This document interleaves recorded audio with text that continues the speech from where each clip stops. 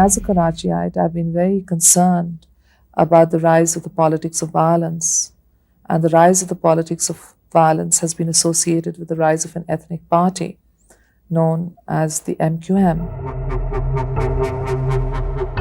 یہاں ایک سوال جنم لیتا ہے کہ ان بگڑے حالات کو سیاسی اور قانونی انداز سے کیوں نہیں حل کیا گیا؟ اگر اسٹریٹجی ٹھیک بنائی جاتی تو شاید نتائج مختلف ہوتے۔ اگر ہم اسے سیاسی دہشت گردی سمجھ بھی لیں تو پھر نواز شریف یا بے نظیر بھٹو کی حکومتیں 10 برس تک ایم کیو ایم کے ساتھ اتحاد کر کے اقتدار میں کیوں رہیں؟ خیر اس وقت ماحول بھی کچھ ایسا ہی تھا۔ فاروق دادا کا پہلے تھوڑا ذکر ہو چکا ہے، وہ اور فہیم کمانڈو میوچل آپریشن بھی کرتے تھے۔ فاروق دادا کھجی گراؤنڈ میں عدالت لگاتا تھا، تب ویسٹ اور سینٹرل کے گروپس کی بلدیہ کو سپورٹ حاصل تھی، اسی لیے فاروق دادا کی مخبری بہت تیز تھی۔ ایک بار فاروق دادا نے ایم کیو ایم حقیقی اور دیگر پیشہ ور مخبروں کو پکڑ کر کھجی گراؤنڈ میں عدالت لگائی۔ یہ سلسلہ چند روز تک جاری رہا۔ تب رضویہ تھانہ نہیں بنا تھا اور گل بہار تھانے کی پولیس یہاں آنے کی جرات نہیں کرتی تھی۔ اگر فاروق دادا کا مخبر کسی پولیس والے یا پھر اجنبی کو پکڑ لیتا تو وہ کھجی گراؤنڈ میں مار دیا جاتا۔ فاروق دادا کو مقامی لوگ بہت پسند کرتے تھے کیونکہ وہ اکثر غریب افراد کی بیٹیوں کے جہیز اور شادی کا بندوبست کرتا تھا۔ فہیم کمانڈو کی موت کے 3 دن کے بعد فاروق دادا کو بھی راؤ انوار نے پار لگا دیا۔ پولیس نے فاروق دادا کو کس طرح پکڑا اور جعلی انکاؤنٹر میں مار دیا، یہ بڑا ہی دردناک اور خطرناک واقعہ ہے۔ اس واقعے کے بارے میں جاننا چاہتے ہیں تو ہمارے چینل پر بیڈ کاپس آف کراچی کے نام سے موجود یہ ویڈیو ضرور دیکھیں۔ اسی طرح ریحان کانا کے بارے میں بھی بتایا جاتا ہے کہ وہ بہت اچھی فیملی کا لڑکا تھا۔ ریحان سول انجینئر بننا چاہتا تھا، آپ جناب کر کے بات کرتا اور بڑوں کے سامنے نگاہیں نیچی رکھتا، مگر بہت جلد حالات نے اس کی معصومیت کو بھی درندگی میں بدل دیا۔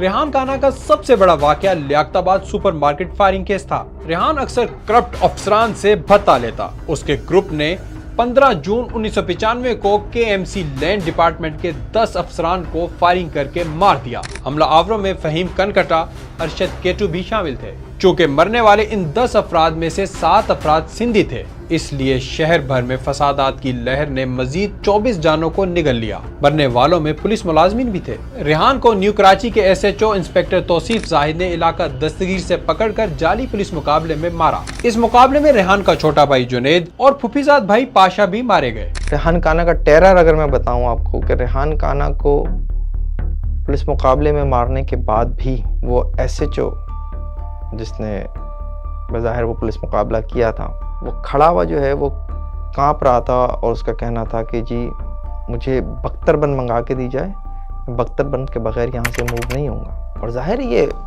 ان افسران کو پتا تھا کہ کہیں نہ کہیں سے ریئیکشن آ سکتا ہے۔ ایم کیو ایم کے جو لوگ تھے اس وقت ان کی بہت بڑی تعداد نے اسلحہ اٹھا لیا تھا۔ ان کے وہ لوگ جو ہیں وہ یونٹس اور سیکٹرز کی سطح پر آپس میں کہیں نہ کہیں کسی نہ کسی طرح سے رابطوں میں تھے، تو یہ افسران کا خوف جو ہے وہ غلط نہیں تھا۔ اور آپ آگے جا کے دیکھتے ہیں کراچی آپریشن چاہے 92 کا ہو چاہے 96 کا ہو، اس میں حصہ لینے والے زیادہ تر افسران جو ہیں وہ آپ کو زندہ نہیں ملیں گے، وہ کہیں نہ کہیں کسی نہ کسی واقعے میں مار دیے گئے۔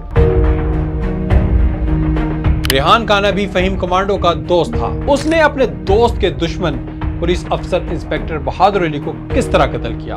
جاننے کے لیے آپ کو ہماری video bad cops of Karachi دیکھنا پڑے گی۔